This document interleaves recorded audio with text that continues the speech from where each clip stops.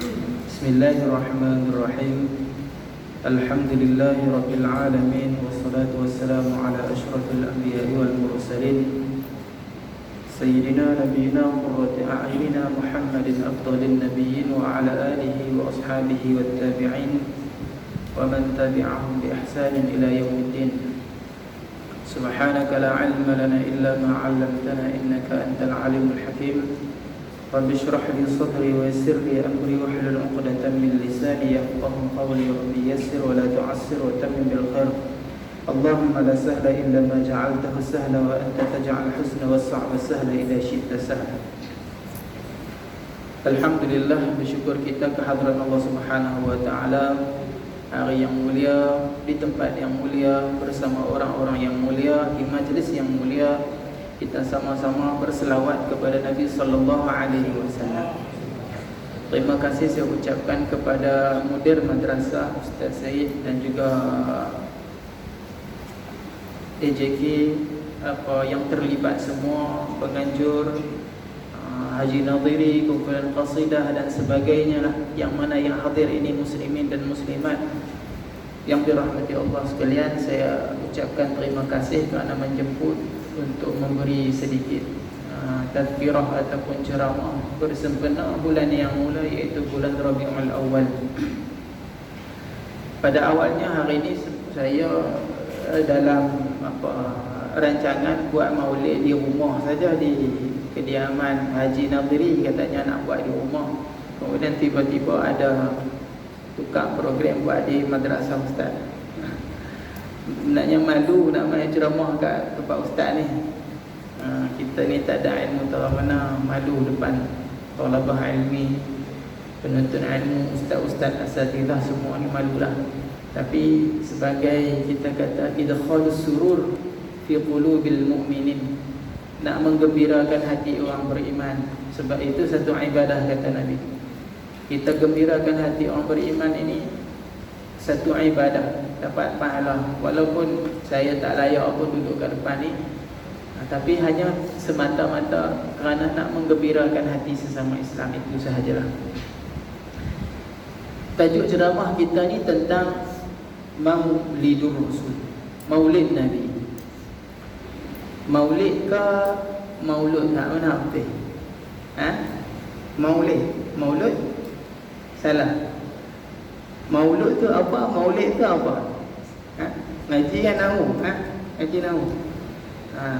Asal kalimahnya daripada walada yalidu wiladatan wa wiladan, kan?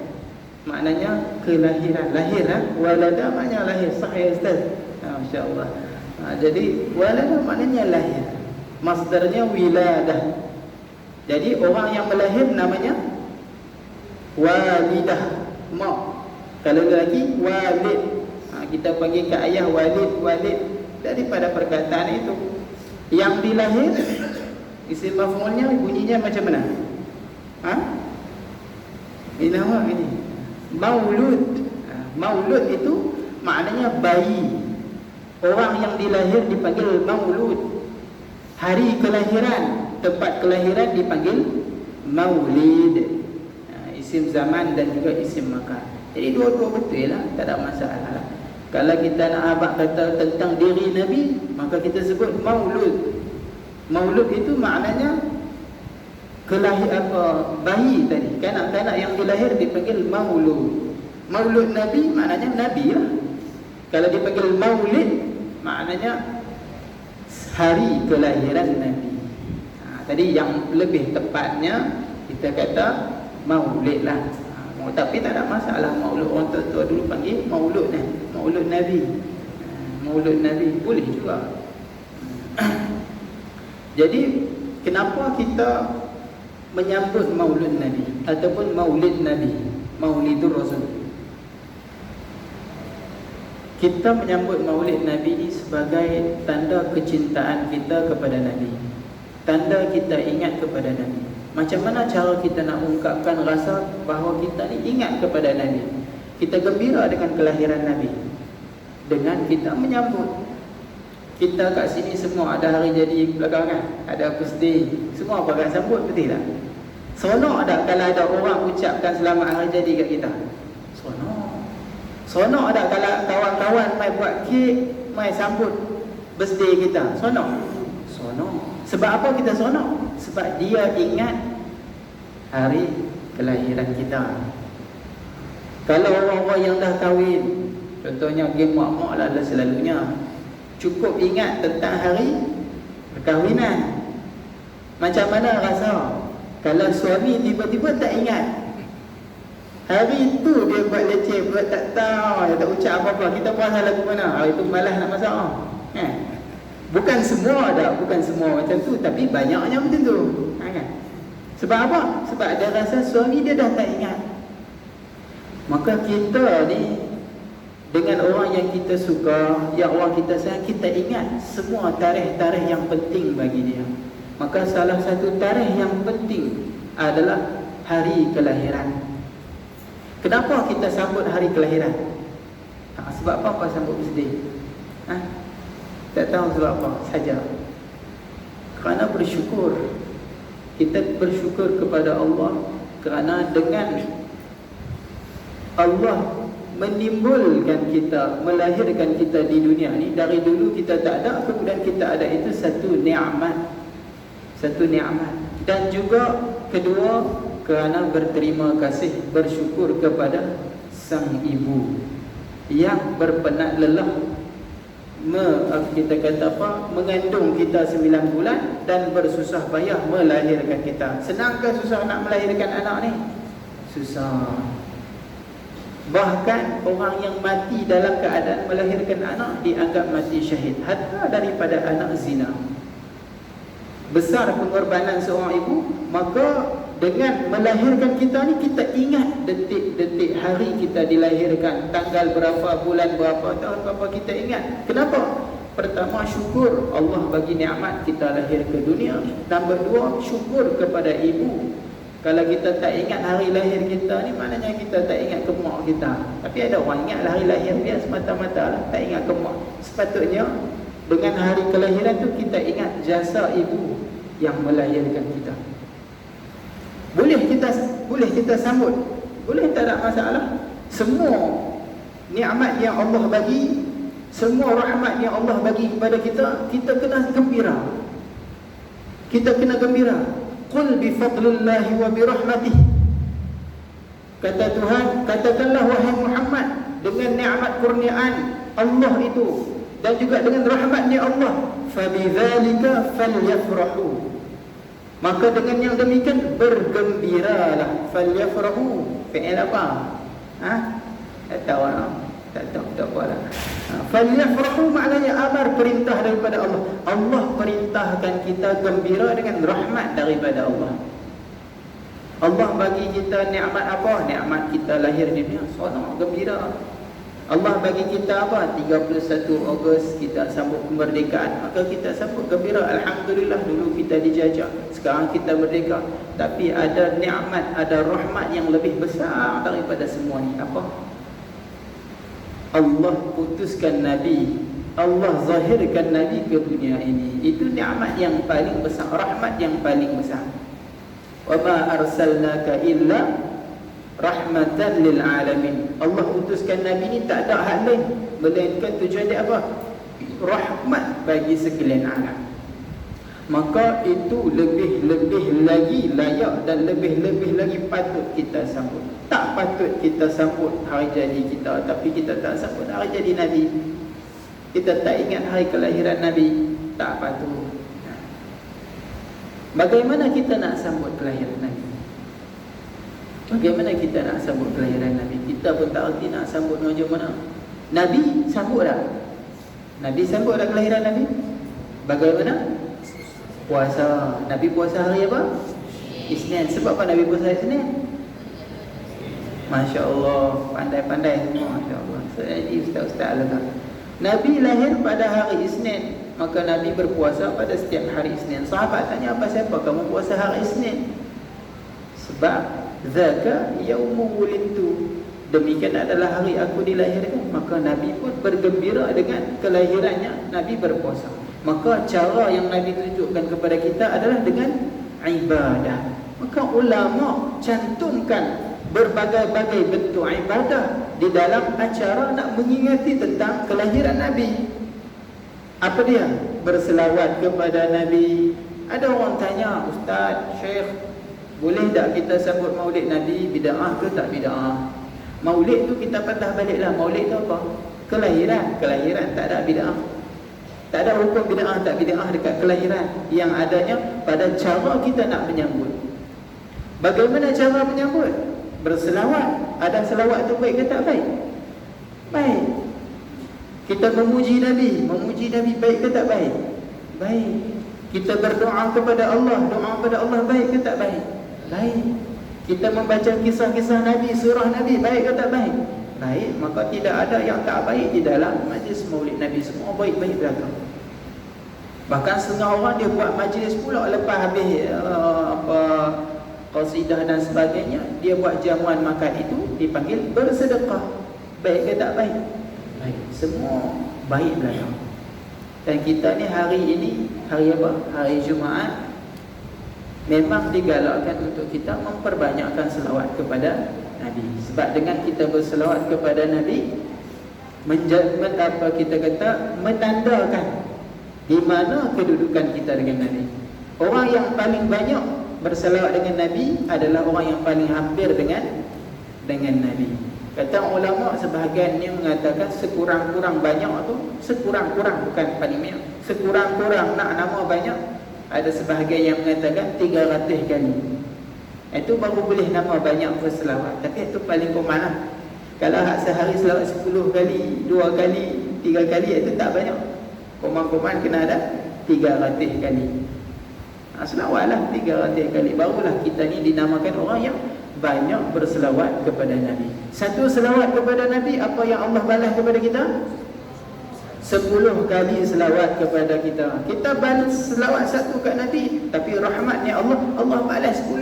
Memada dah bila Allah sendiri yang berselawat kepada kita. Apa makna selawat daripada Allah? Rahmah. Selawat daripada Allah maknanya rahmah. Allah memberi rahmat kepada kita. Itu makna Allah berselawat kepada kita. Maknanya Allah memberi rahmat. Kalau banyak rahmat daripada Allah, maka adakah kita ni akan jadi orang celaka atau bahagia? Bahagia. Sebab Allah sendiri yang berselawat kepada kita.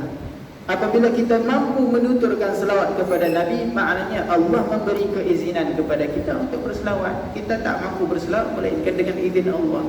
Siapa yang boleh lagi berselawat kepada Nabi, maknanya Allah masih cintakan dia. Sebab apa? Sebab Allah nak bagi rahmat kepada dia. Sekali selawat, Allah balas 10. Lagi, apa yang Allah bagi lagi? Allah hapuskan 10 dosa. Sekali kita selawat, Allah hapuskan dosa-dosa kita 10. Lagi apa yang Allah bagi lagi dengan sekali selawat? Allah angkatkan 10 darjah. Banyak ada dengan sekali selawat. Banyak kelebihan yang Allah bagi kat kita. Maka apa lagi yang kita nak? Berselawatlah kepada Nabi dengan sebanyak-banyaknya. Itu bukti tanda kita cintakan Nabi. Orang yang cinta, dia akan selalu menyebut nama kekasih dia. Dia tak akan jemu menyebut nama kekasih dia. Dan dia tak akan jemu mendengar kisah-kisah kekasih dia. Kita kalau kita suka dengan seseorang, suka tak kita dengar nama dia disebut-sebut? Suka. Suka tak dengar cerita pasal dia? Suka. Kita suka dengan seorang, kita suka ambil tahu tentang dia, kita suka dengar tentang kisah dia, bagaimana cerita dia. Kalau kita ada abang, kita ada adik yang duduk di mengaji di mana-mana tempat, tiba-tiba ada kawan macam abang kat kita, kawan abang kita ni begini hebatnya dia. Maka kita seronok ada dengar, seronok sebab dia orang yang kita suka. Jadi orang yang cintakan Nabi ni tentu dia suka mendengar kisah Nabi. Dan Nabi ni bukan orang yang biasa. Nabi tak seperti manusia biasa. Nabi mulianya di sisi Allah, mulianya di sisi agama, sehingga kan kita sembahyang kalau tak sebut nama Nabi sah tak? Kita sembahyang tak sebut nama Nabi sah tak? Tak sah. Sebab apa? Tak, bila kita sebut nama Nabi? Tahiyat akhir, asyhadu an la ilaha illallah wa asyhadu anna Muhammadar Rasul. Allah pegukan nama Nabi dengan nama dia. Nama Nabi dengan nama dia. Tuhan tak ambil nama siapa-siapa, Tuhan tak ambil nama malaikat, tapi Tuhan ambil nama Nabi, kekasih dia. Ketika azan, kita panggil dengan menyebut nama siapa? Nama Nabi. Asyhadu an la ilaha illallah, kemudian asyhadu anna Muhammadar Rasulullah. Begitu juga iqamah.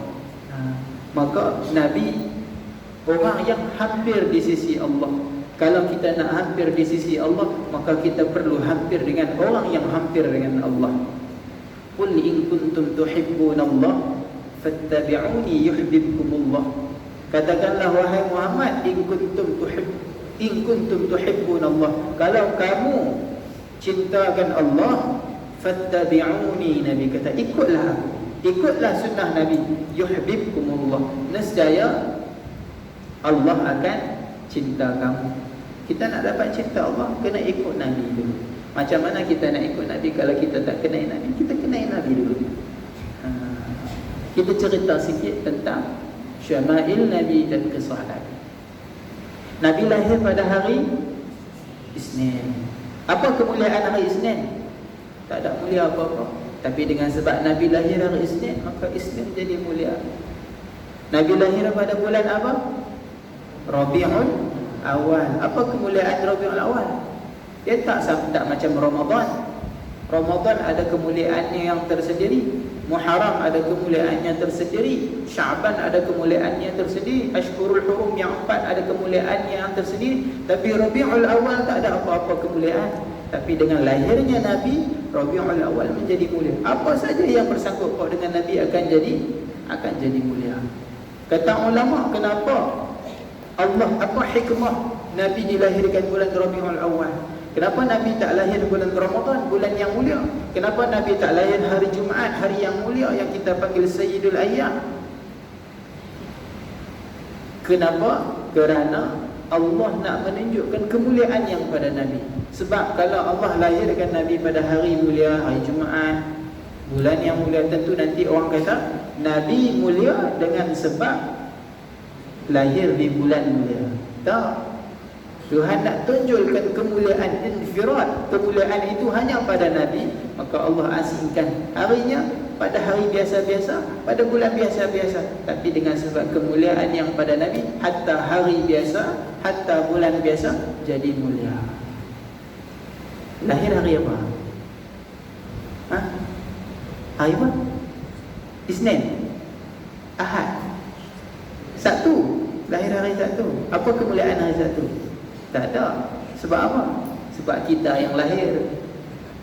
Saya pun bukan hari Sabtu, tak ada apa-apa. Tapi Nabi lahir hari Isnin, terus jadi mulia hari Isnin. Sebab apa? Sebab apa sahaja yang bersangkut dengan Nabi akan jadi mulia. Apa yang berlaku pada hari Nabi lahir? Nyanyi lagu Raihan ni. Nabi anak yatim. Apa yang berlaku pada tu?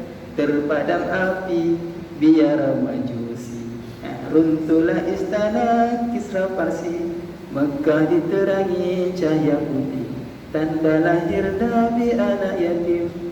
Itu di antara kisah yang berlaku ketika Nabi lahir. Terpadam api biara Majusi.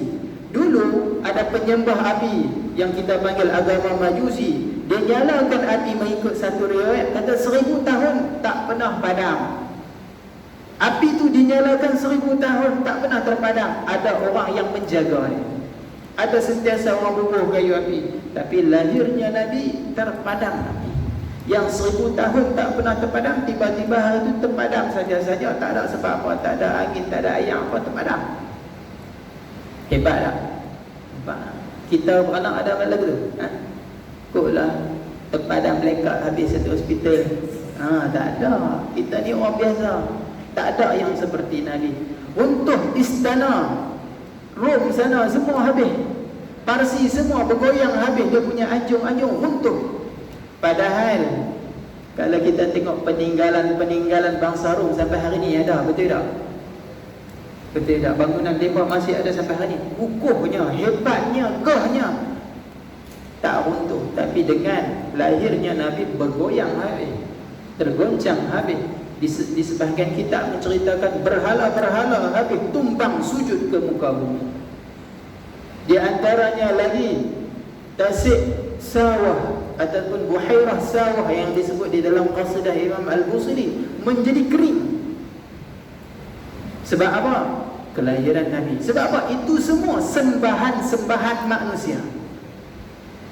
Di tempat tu orang tu menganggap bahawa tasik itu namanya sawah. Tasik sawah ini Tuhan. Dialah yang menghidupkan seluruh kampung. Tanpa tasik tu kami semua mati. Semua menyembah tasik tu. Ada hak sembah api, ada yang sembah patung berhala. Dengan kelahiran Nabi habis semua. Sembahan-sembahan musyrikin habis. Isyarat kepada bahawa apa? Isyarat bahawa dengan naiknya Nabi untuk segala agama yang mungkar. Hebat tak Nabi? Hebat. Kelahiran Nabi itu Allah bezakan, Allah khususkan. Tak sama seperti manusia biasa. Sebab Allah nak tunjukkan kelebihan yang ada pada Nabi. Pada malam hari lahir, pada malam Nabi lahir, cahaya terangnya disebut di dalam satu riwayat, mak Nabi kita Aminah Az-Zuhriyah melihat cahaya ni sampai kepada Syam. Sampai kepada Syam. Syam ke mana? Syria. Syam, bahasa kitab lama, bahasa moden sekarang dah panggil Syria. Suriah. Arab kata Suriah, kita panggil Syria. Bahasa lama dulu namanya Syam. Sampai ke sana cahayanya. Itu semua kemuliaan Nabi. Bahkan diriwayatkan daripada Fatimah binti Abdillah bahawa malam kelahiran Nabi itu dia nampak bintang-bintang dan bulan ni pakat mai dekat ke muka bumi, sehingga kan dia rasa seolah-olah bintang tu nak luruh ke bumi. Takutnya dia kata bintang nak jatuh ke muka bumi kan, tapi tak. Bintang ni semua menghampiri Nabi. Siapa Fatimah binti Abdillah? Mak kepada seorang sahabat, salah satu daripada bidan hak duk menyambut Nabi. Ada 4 orang. Salah seorangnya Syifa, salah seorangnya Fatimah binti Abdillah, salah seorangnya Ummu Aiman. Mereka semua menyambut kelahiran Nabi. Menyambut kelahiran Nabi. Itu malam yang Nabi nak lahir. Dan bahkan diriwayatkan di dalam kitab Imam Ja'far Al-Barzanji, dia kata apa?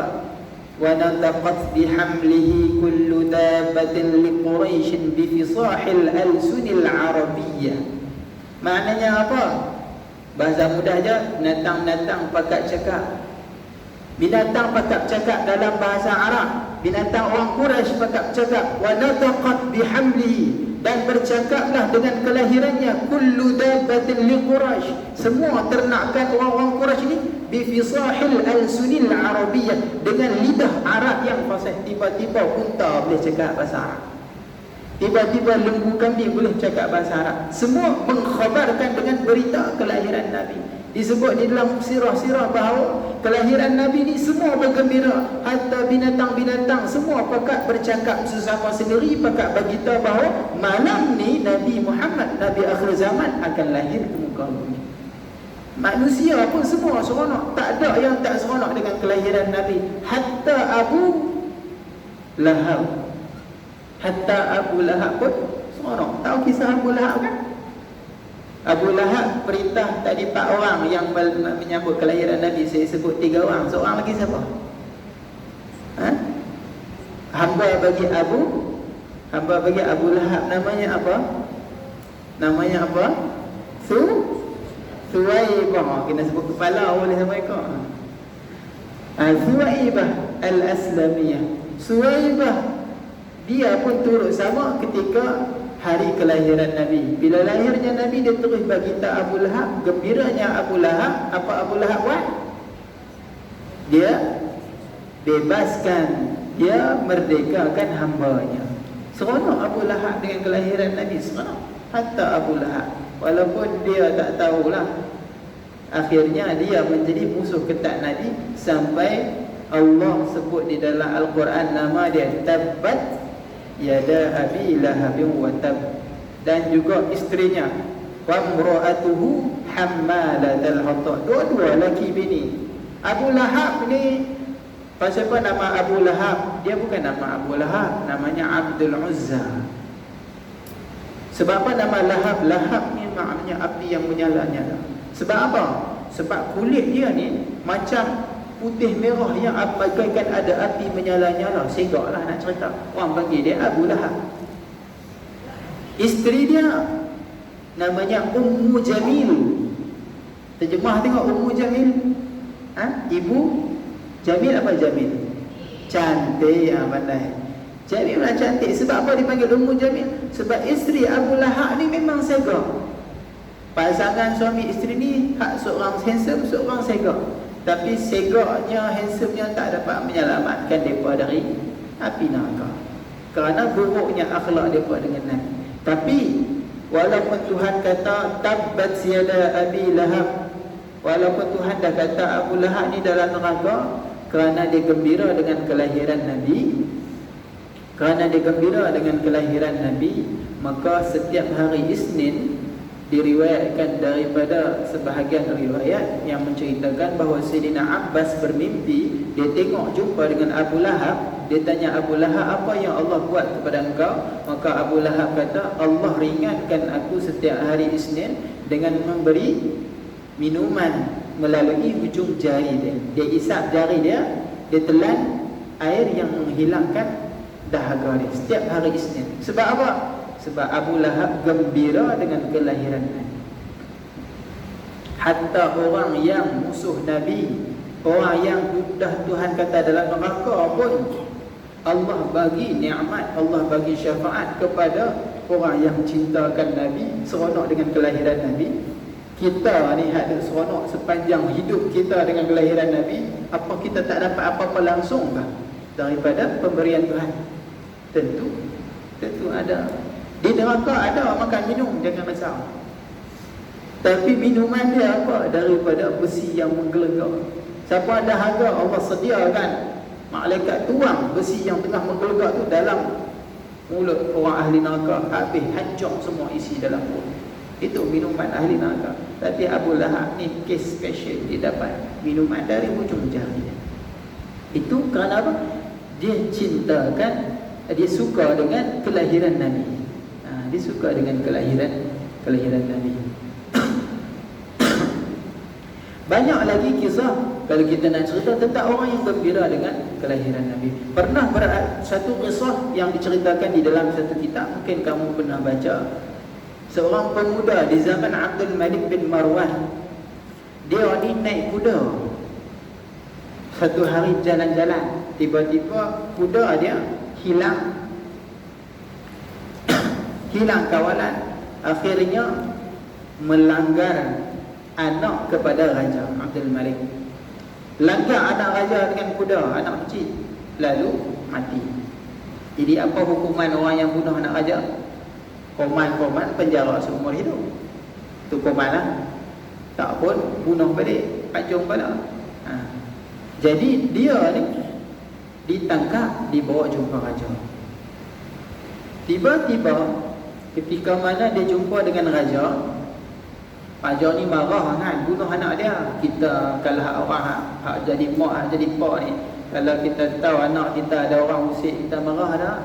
Marah, tak usah kata buat apa-apa, jentik telinga anak kita marah. Pasal apa dia jentik? Aku tak pernah jentik. Nyamuk pun aku ligan satu rumah kalau gigit anak aku. Lebih kurang lagu tu lah kan. Bakar habis kelambu-kelambu, marah ke nyamuk.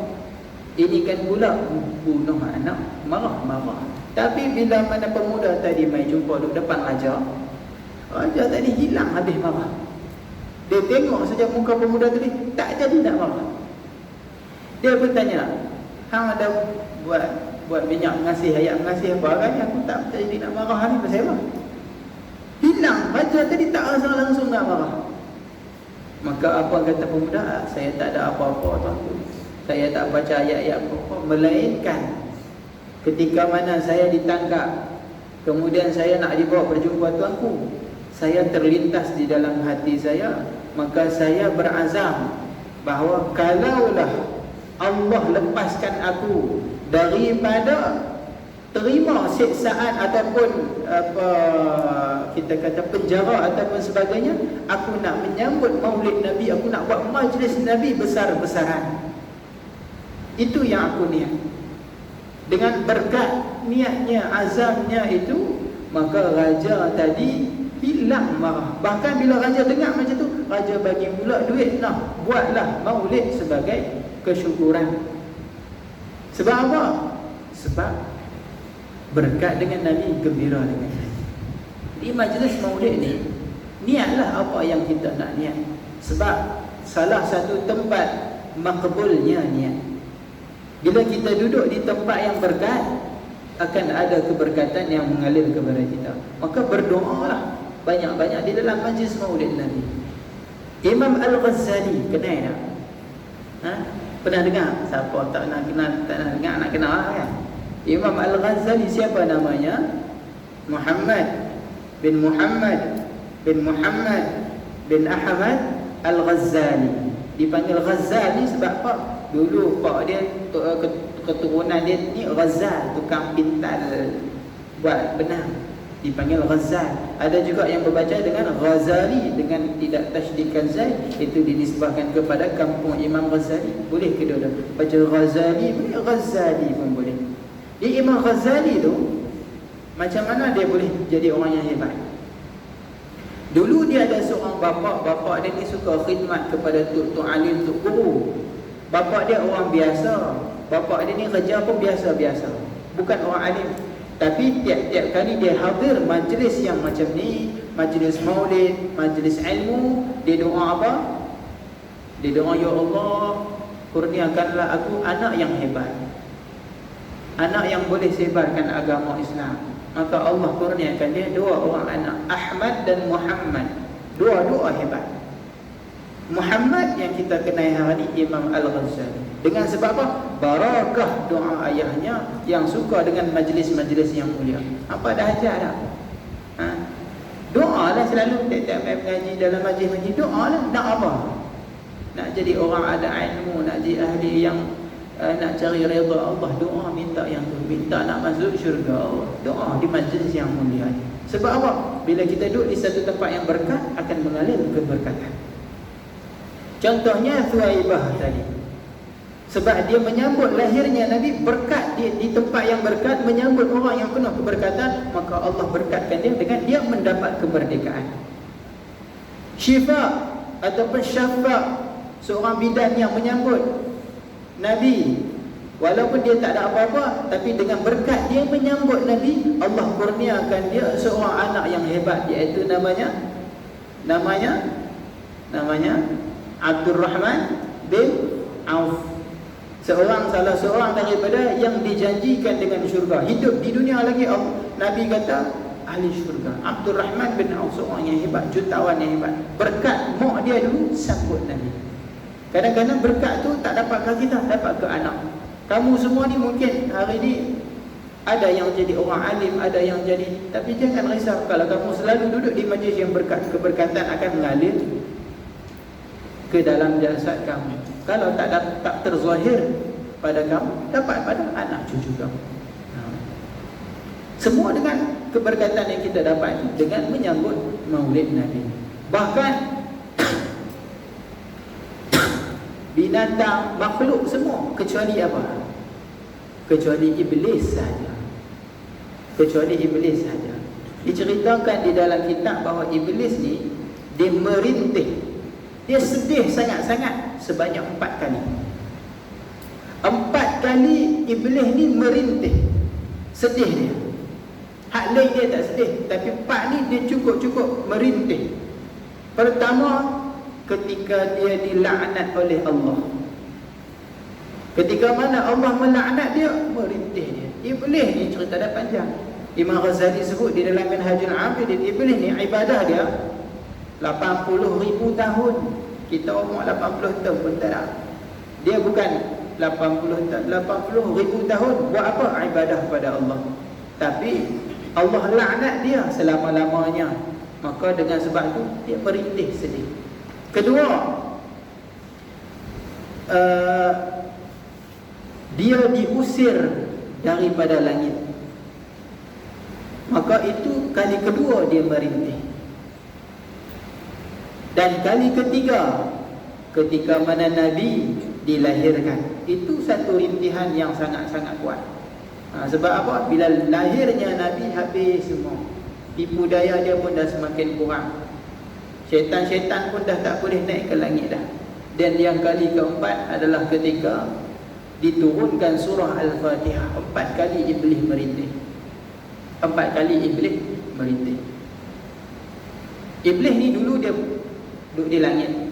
Bila Allah ciptakan Nabi Adam, Allah haramkan dia masuk ke syurga, tak boleh. Tapi dia masih lagi boleh naik ke langit. Dia masih lagi boleh naik ke langit, tapi tak boleh masuk syurga. Sebab tu ketika mana Nabi Adam duduk dalam syurga, macam mana dia nak tipu? Dia tak boleh nak masuk. Maka dia guna merak dan ular. Kisah dah semua orang tahu lah. Kemudian ketika mana Nabi Idris pula dinaik ke langit, dinaik ke langit ke-6, maka Iblis diharapkan naik sampai langit ke-6 dan ke-7. Dia hanya boleh naik sampai langit ke-4. Kemudian ketika mana zaman Nabi Isa dinaikkan ke langit, maka diharamkan lagi dia naik ke sampai ke atas tu. Nabi Isa di langit ke berapa? Ke-3. Maka dia hanya boleh naik langit pertama, ke-3 atau ke-4. Maka Iblis ni tak boleh lagi naik lebih daripada tu. Kemudian bila lahirnya Nabi, terus langit ni ditutup, tidak dibenarkan lagi Iblis naik. Dulu Iblis suka naik, syaitan pun suka naik. Sebab apa? Nak dengar khabaran-khabaran daripada malaikat tentang apa yang berlaku, tentang apa yang berlaku. Kemudian bila dia dengar, dia akan turun bagi tahu kepada tok-tok dukun. Sebab tu dulu orang tok-tok dukun hebat. Di zaman jahiliah dulu, tok-tok dukun ni hebat. Sebab apa? Sebab dia dengar khabaran langit dan melalui syaitan. Syaitan cerita, hari ini, minggu ni akan berlaku kemarau, minggu ni akan berlaku kematian, hari ini akan jadi bagian-bagian. Tok dukun ni hebat, apa yang dia cakap jadi betul. Maka orang pun dengar cakap tok dukun. Tapi lah tak boleh dah. Lahirnya Nabi, langit pertama pun dah tak boleh naik. Tapi tetap duk naik lagi, duk kendap-kendap, duk dengar lagi, terobong dari jauh. Dan ketika mana Nabi diangkat menjadi Rasul, ketika itu menghampiri langit pun dah tak dibenarkan. Bila Iblis naik saja, dilontar dengan api oleh para malaikat. Yang kita tengok hari ini, meteor. Tu orang kata lontaran daripada, cemeti daripada malaikat. Orang kafir buat hajat, padahal itu Iblis kena lontar. Itu kelahiran Nabi. Cukup istimewa. Banyak lagi cerita, tak cukup kalau kita nak cerita. Kita kena kenal serba sikit tentang Nabi, sirah Nabi, syama'ilnya Nabi. Bagaimana sifatnya Nabi? Nabi ni sifatnya apa? Macam mana rambut Nabi? Bagaimana tingginya Nabi? Nabi disebut di dalam hadis orang yang sedang. Dia tak tinggi sangat, tapi dia tak rendah sangat. Orang tengok, orang kata dia orang yang sedang. Rambut Nabi, rambut ikal. Dia tak lurus straight lagu kena serika tu, dan dia tak kerinting-kerinting macam Maggie tak. Dia ikal, beralun. Rambut Nabi lebat dan hitam. Dan ketika mana Nabi wafat, disebut bahawa uban yang ada di Nabi tak sampai 20 urat. Sebahagian riwayat kata ada 17 urat. Sikit ketika mana Nabi umur berapa wafat? 63, insya-Allah. Nabi wafat 63, uban tak sampai. Kita hari ini tak sampai umur 30 lagi dah ada uban. Itu rambut Nabi. Muka Nabi putih kemerah-merahan. Tulang Nabi semuanya tegak besar. Dan banyak lagi lah. Kecantikan, kesegakan Nabi itu melebihi segala manusia di muka bumi. Kata ulama, kalau dibahagikan kecantikan itu, maka Nabi ini 1/2 kecantikan secara keseluruhannya. Nabi Yusuf diberi hanya 1/4, separuh daripada Nabi. Dan 1/4 lagi dikongsi oleh seluruh manusia di muka bumi. Hak kita tengok hari ni, hak segak-segak, cantik, handsome tu, berkongsi dekat 1/4. 1/4 lagi Nabi Yusuf ambil semua. Sehingga kan di zaman Nabi Yusuf tu berlaku fitnah, falamma ra'ainahu akbarnahu, ketika mana kawan-kawan Zulaikha ni tengok Nabi Yusuf, maka mereka mengagungkan Nabi Yusuf. Mereka kata hasya lillah, dia kata masya-Allah, ma hadza bashara, ini bukannya manusia, in hadza illa malakun karim, ini malaikat. Mereka tengok segak sangat sampai potong buah tak sedap terpotong tangan. Kata ulama tafsir, kalaulah Nabi yang berada di tempat Nabi Yusuf tu, perempuan-perempuan tu tak akan potong tangan, mereka akan merobek jantung, menikam jantung, sebab tak tahan dengan kesegakan yang ada pada Nabi. Cumanya tak berlaku fitnah di zaman Nabi. Kenapa? Kerana Allah bagikan lagi satu sifat yang dipanggil haibatul jalaliyah, kewibawaan, haibah, yang mana siapa tengok akan tertundukkan. Jadi tak fikir yang bukan-bukan. Tapi Nabi ni segak dia dua kali ganda Nabi Yusuf. Dan banyak lagi lah syama'il Nabi, sirah Nabi, sifat Nabi, akhlak Nabi, kita tak cerita lagi. Kalau nak cerita tak cukup sejam, 2 jam, 3 jam, 4 jam, tak cukup. Tapi ini sebagai kita kata pemanas badan untuk kamu semakin gemar, semakin cinta pada Nabi. Maka carilah kisah-kisah Nabi, kenalilah Nabi di dalam kitab-kitab. Carilah, bergurulah, minta buka kitab syama'il ataupun sirah, kenal Nabi. Nabi kalau kita kenal, cukup dengan kita baca kisah Nabi, tak perlu kita baca kisah-kisah lain. Memadai dengan kisah Nabi sebagai menjadi pedoman. Sebab apa? Orang tua kita kata tak kenal maka tak cinta. Maka kita kena kenal Nabi dulu, baru boleh mendatangkan cinta di dalam hati kita. Bila kita cinta kepada Nabi, barulah kita boleh mengikut setiap sunnah yang Nabi bawa. Sebab orang yang tak cinta, dia tak mampu mengikut. Orang yang tak cinta, dia tak boleh nak ikut. Datangkan cinta. Bila ada cinta, baru ada getaran di dalam hati kita. Bila disebut nama Nabi, terus bergetar di dalam hati Nabi, di dalam hati kita. Kalau kita tak rasa getaran, bila ada orang hina Nabi, kita tak ada rasa apa, kita tak rasa marah, kita tak ada rasa apa, maknanya kurang cinta kita kepada Nabi. Kita tak banyak menyebut nama Nabi, itu maknanya kita kurang ingat kepada Nabi. Dengan makna kata dia, kurangnya cinta kita kepada Nabi. Jadi setakat itu sajalah. Kita pun tak mahu hari ni hari Jumaat, ada orang nak bersiap nak pergi Jumaat, nak kena pergi awal kan. Jam pun dah pukul 11.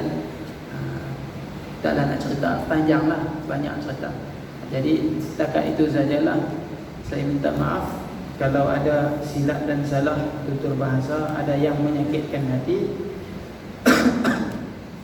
Kita minta kepada Allah, mudah-mudahan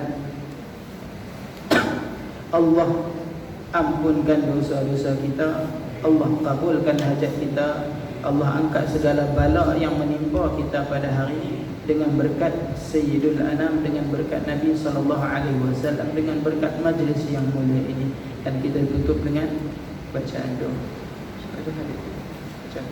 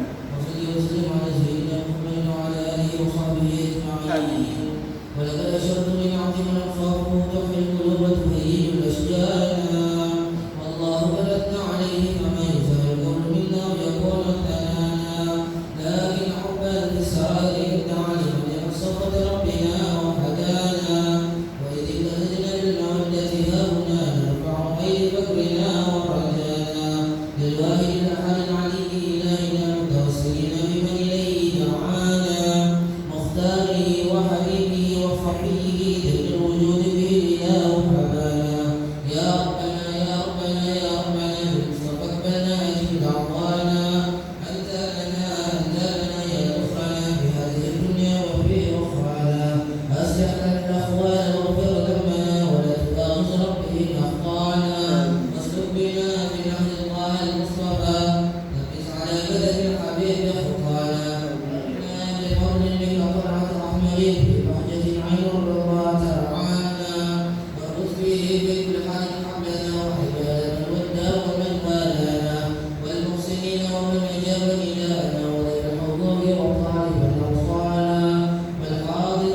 وسعي في جمعنا نحن بين يديك أنت تعالى ولقد رجوناك فأكد سؤلنا واسمع بفضلك يا سميع دعانا انظر بنا سنة الله في بقى العبد واتبع كل من وعدانا وانظر إلينا واسقنا كأس المنى واشفي وعافي عاجلا مرضانا واقضي لنا الحاجات وخذ ختمنا عند الممات واصلح عقبانا يا رب اجمعنا وأحبابا لنا في ذلك الفردوس يا رضوانا يا رب اجمعنا وأحبابا لنا في ذلك الفردوس يا رضوانا يا رب اجمعنا وأحبابا لنا في ذلك الفردوس يا رضوانا بالمصطفى صل عليه وآله مع بركة المصطفى والصلاة سبحان ربك رب العزة عما يصفون والسلام على المرسلين والحمد لله رب العالمين إن الله وملائكته يصلون على النبي